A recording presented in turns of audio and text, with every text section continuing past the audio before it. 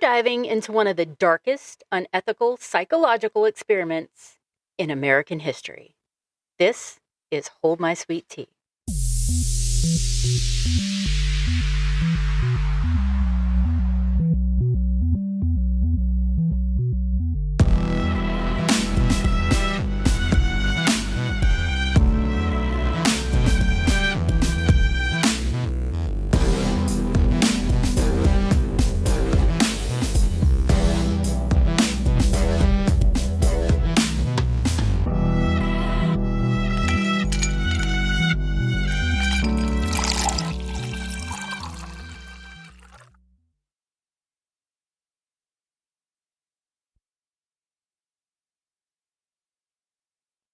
They're creepy and they're kooky.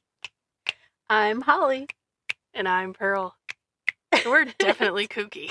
And a little creepy. Well, a lot creepy, but still. Not creepy in like a way, but like creepy in like, I like skulls and spider webs way. Yeah. We're not like walking down the street and you go, oh my God, let me get on the other side. Right. No. Everybody's usually going, can you take our picture? Right. To me. So obviously not creepy enough. Not at all. But welcome again, spooky season. Yay, October. We love October. Yes. I just am ready for October weather, though. Not to talk about the weather, but like I'm here and I'm ready for it. Yeah. I mean, I don't even know what we call October weather. Weather. It's not really wetter. It's just weather. I don't even know if it's sweater. No, weather. It's not. It's more sweating during the day and then like nice, cool at night. It's sweaty weather. It's still sweaty weather. Yeah. I mean, look, I lived up in Oregon for a while and we had seasons and I was like, this is what it feels like to have fall. Yeah, it was so nice. You got spoiled. I know. To the land of seasons. Yes, it was so great. So what kind of crazy thing you got us getting into today? We are doing our episode on the monster study. Monster? And you're like, ooh, monsters, I'm here for that. But it's a different type of monster. The human monster. The human monster. Yes. Like, I am a horror fan. I know you are. We love some good horror movies. But I think my favorite type of scary movie is definitely psychological thrillers. Oh, yeah.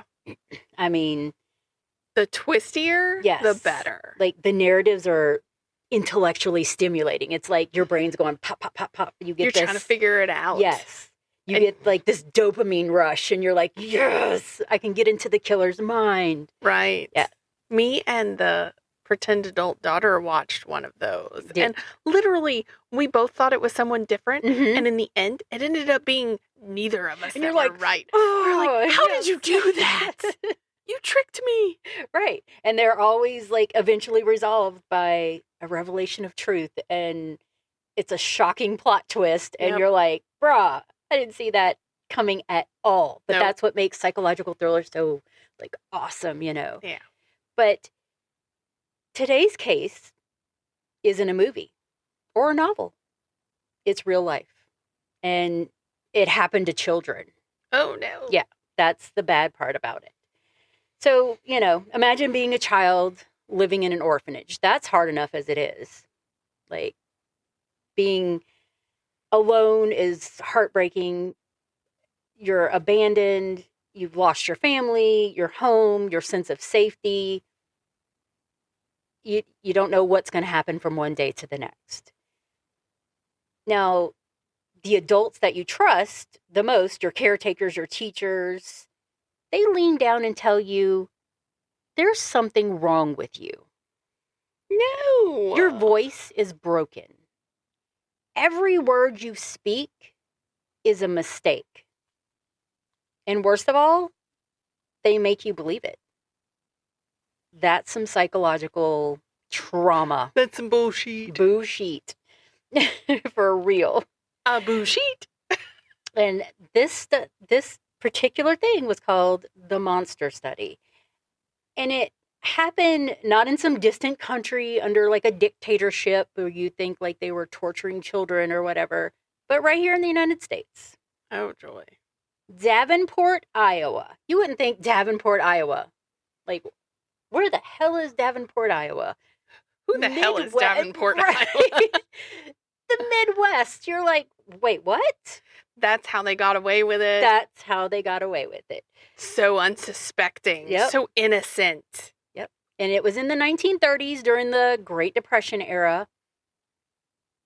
The Soldiers and Sailors Orphans Home housed hundreds of kids, many of them abandoned. Either their parents died or they couldn't afford their children because they were in the Depression era, or they were taken care of by one parent and they got shipped off to, Yeah. go to war or wherever.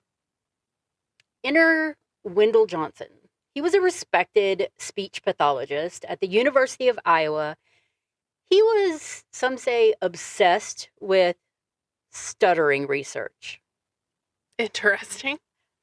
I'm like, what a thing to be obsessed about. But I guess you're a speech pathologist, so... Yeah, I guess it makes sense.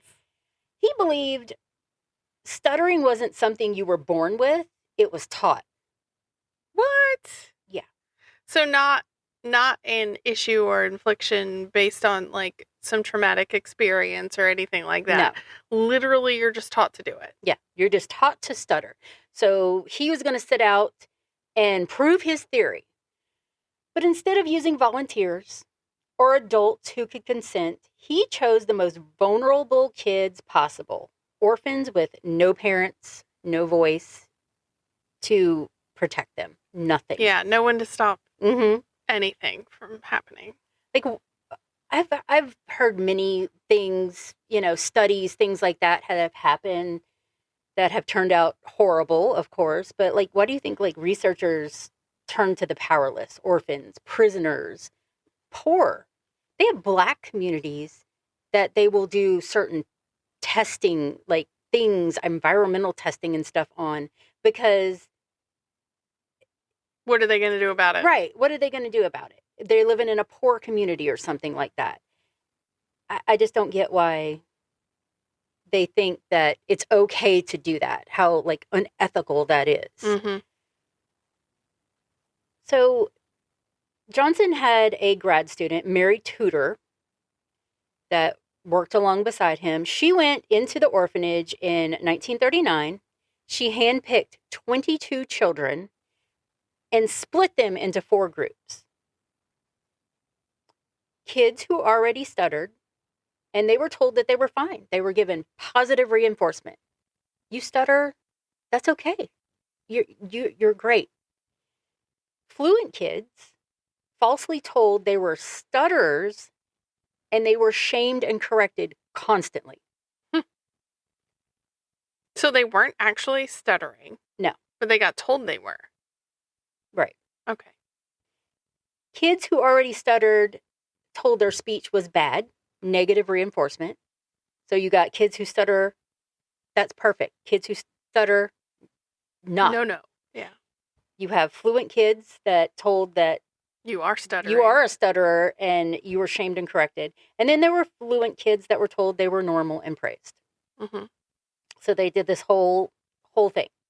So part of Tudor's report that she wrote, one group of perfectly normal fluent kids was lied to over and over. They were told, you have speech problems. You must watch every word. Don't even speak unless you can say it right. This was in her notes. Oof. Imagine being 9 or 10 years old and hearing that every single day from the adults who are supposed to be there caring for you. Right.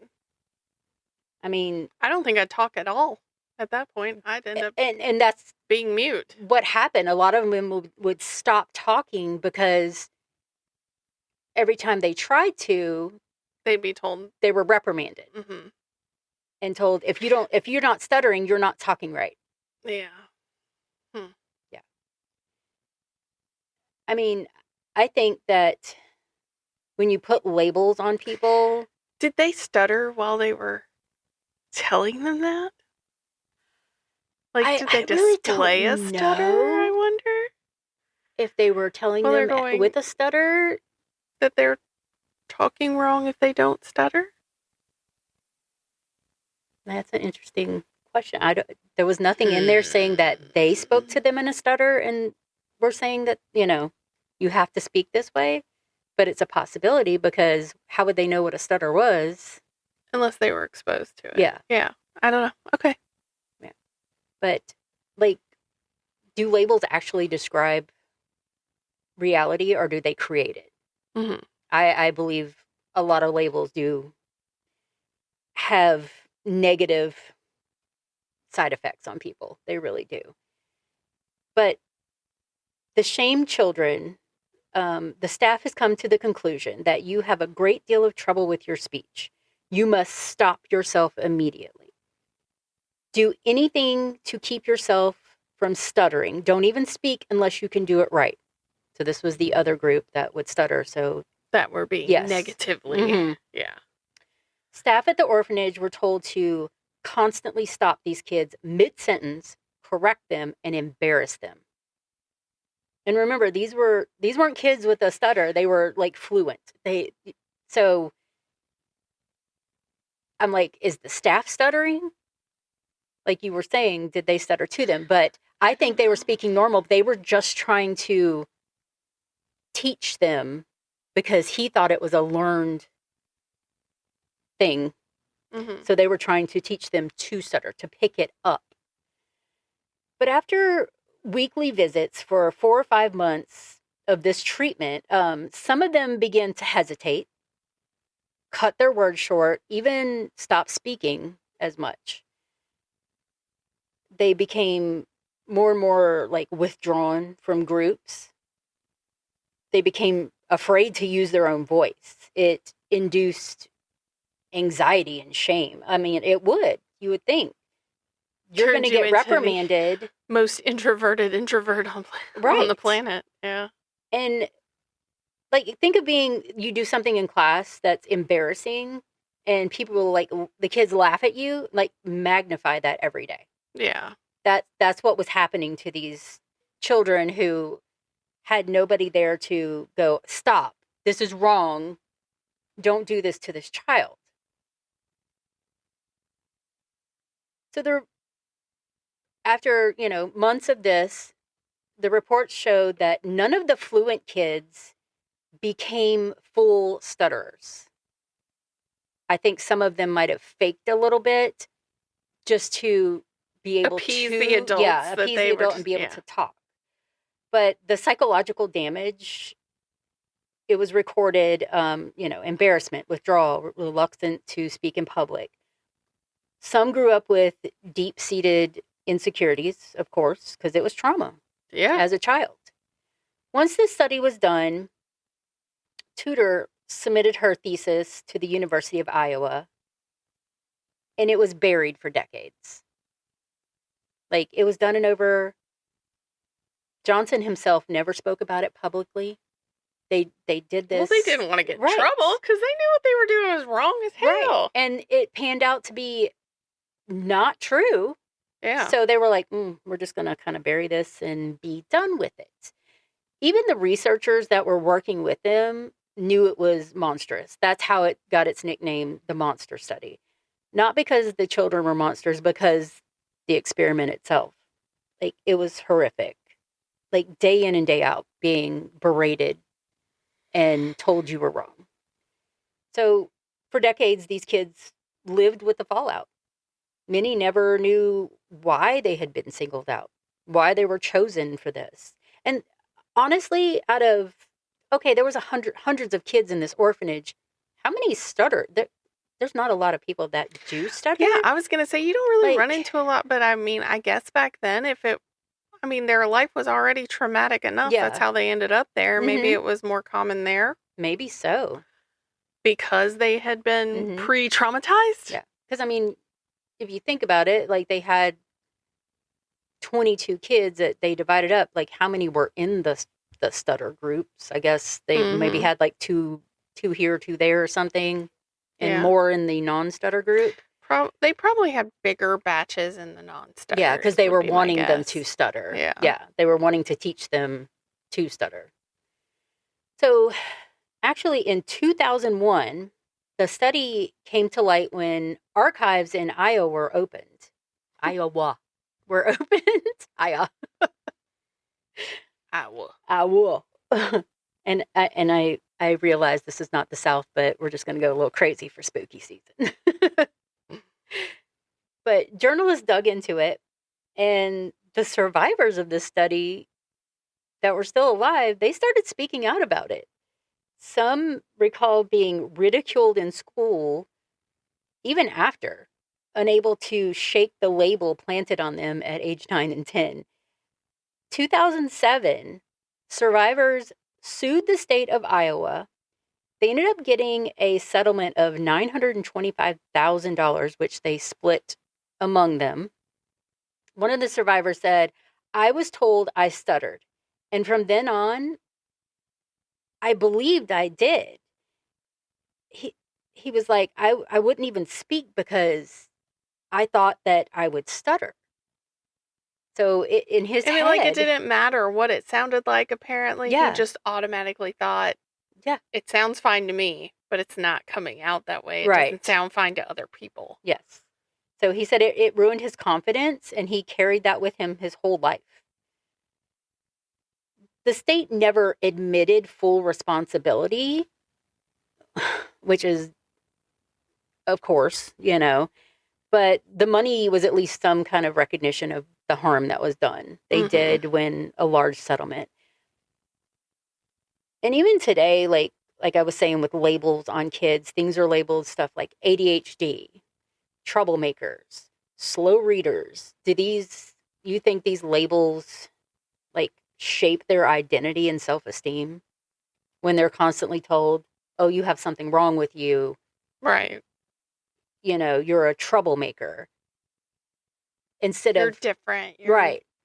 unique. You're special. Which special used to mean something great until they started calling like special needs education. And stuff. Yeah. Special needs. Then it became a derogatory thing instead of something Well, I remember positive. When I was growing up, there was this boy in class. His name was Jeffrey Bass. And he was the most chaotic kid in school. And everybody would be like, "Oh, he's just hyper. He's so hyper. He's hyper." Well, ADHD. It wasn't diagnosed back then like that. And he was just hyper all the time. So everybody just had to deal with him. But by calling him that over and over, in his head, it was okay to get away with these things because Jeffrey was just hyper. Yeah. So he was fine with getting away with it. Like, it gave him an excuse because of the way they branded him and described, made it okay that he was acting this way instead of saying, "Hey, you can't run around like a crazy person all day," whatever. Maybe not use the word crazy, but you know what I mean. Exactly. You can't run around all day. You got to sit down like everyone else. But that was the thing. He couldn't sit still and all that stuff because he had some form of ADHD, but that label was just constantly driven in there because he acted that way. Well, for him, I don't know how much of a hindrance as it is for everyone, like for other people in certain circumstances, because he's just using it to his advantage to not get in trouble. But then you have like somebody who will say, something negative, like a slow reader. "Oh, they're just a slow reader," and they just keep saying it and stuff. Like my son Dylan, he has an intellectual disability, mild. He does have trouble with reading, and he would, say, "Well, I can't do it because I have a disability." And I would always tell him, I was like, "Do not use that as an excuse. Yeah. Keep trying harder. Stop using that as an excuse." I would not let him give up because of something like that. It's like, you can do it. Right. It might take you a little longer, but you can do it. And honestly, and we're going to go get this tested here real soon because, but I think he is on the spectrum somewhere on that big old spectrum. He's very high functioning. He's very smart. But again, we're not going to ever let that label define who he is. Right. I would never do that. And you know what? It's like just knowing, because I know him, so obviously been around him. Right. He has to understand, much like the senses, deaf people may have a keener sense of smell, of sight, of something else. Just like that, he may have a hard time with reading, but that boy absorbs some info, like on a crazy high level that other people can't. So maybe that's your superpower. Exactly. Instead of a deficiency. Because all last week, I have heard nothing but about Buddha and Buddhism and the culture, because he fixated on that 100%, and he learned everything he could. And he uses ChatGPT, he uses Gemini, he goes on YouTube, he does that. He learned everything, and he sat there and repeated every single thing back to me and told me all about it in a conversation. Done. So he's smart. But and that's what I would tell him. Just because you cannot physically read certain words, which he's gotten much better at it, that's not the label that is stuck on you for life. No. And there are always ways around the things you have a harder time with, because I'm going to tell you right now, there ain't a single person in this world that is actually good at everything. Nope. We all suck at something. Exactly. We sure do. And I think the monster study reminds us that words can heal or they can wound. But, science is powerful, but without ethics, it becomes horror.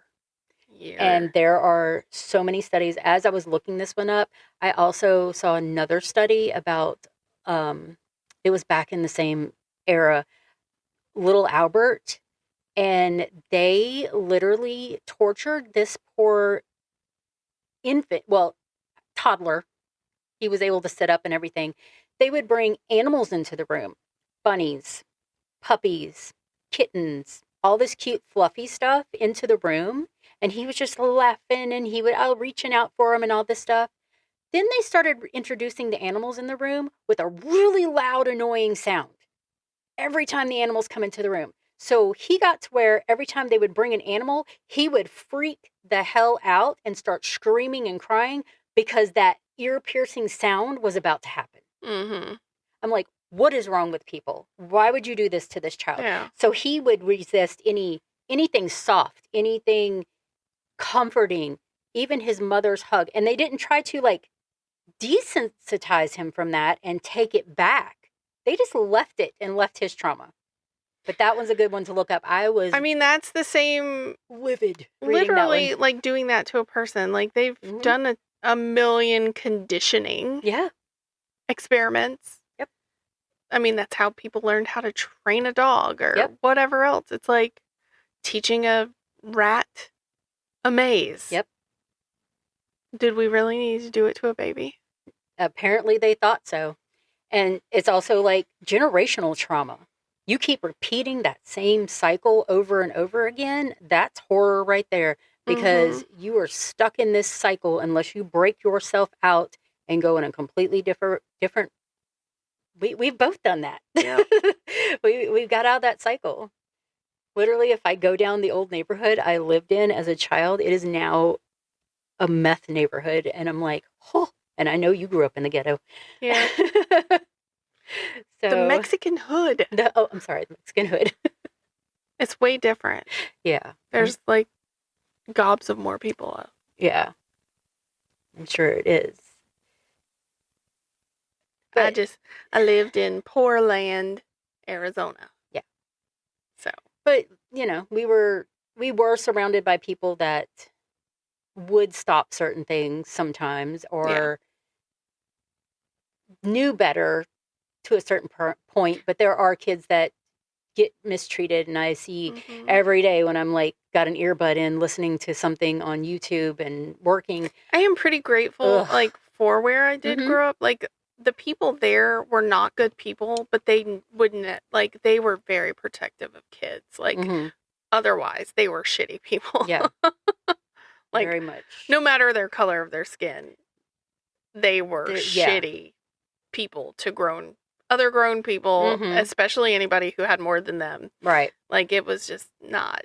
It was not a pleasant place. No. But I never felt like I was in any serious danger of physical harm. Well, it was the neighborhood I grew up in. It was okay when I was like younger, and then it progressively got worse, and it was all white people, and it's bad. It's bad now. It's like, oof. But to these children who had no voice or nobody there to, like I said, to stop, like this went on, and my finger hit the microphone. But I mean, I think that's a psychological thriller. Yeah. Right there. The things that happen. And 11. Yes, 11. You think of Stranger Things, which is coming out. The last season's coming out. I got to rewatch it because it's been so long. I know it, but I also want to like rewatch it and catch back up. Yeah. But I always do that when it takes a long time for something to come out. But I'm about to start watching 2 days. 2 days, Ed Gein. Monster. I am going to binge it because I've got to watch it all. You know, there's a child who I believe will most certainly grow up to be an absolutely well-rounded, wonderful person. And that child belongs to Patty Salzetta. Patty Salzetta, yep. I absolutely am 100% sure he will be the greatest. Yeah. She gets her self-esteem boost from Hold My Sweet Tea. That's right. Podcast. She's like, twice a week, she's like, bam, bam, dopamine. Yeah. She's like, thanks, guys. I'm so glad I did your theme music. Right? Because we always going to call her out and be like, greatest person alive. Yep. Everybody we know are fantastic people. I say everybody we know and like and continue to engage with. Because there's some people I know that are not good people. are really good people. Yeah. Yep. But crazy stuff. Yeah. So, yeah, if you guys know any extra tidbits on this here study. Or a study that you've heard of, like the little Albert one that I came across. That's crazy. Yep. Yeah. Especially to children. Children and animals, that's my line right there. I'm like, no. Pop on over to any social media platform. Send us a message. Yes. Send us a message via your listening platform. Send us a email, steve@holdmysweettea.com. And be like, I have an opinion. Click, let me write that out. Do it. Yeah. Absolutely. And as always, Hold My Sweet Tea is a Drunken Bee production. Bzzz. And you guys remember, it had a t at the end. Yeah. You guys remember to stay safe out there. And just because we're dipping doesn't mean you can't keep sipping. Bye.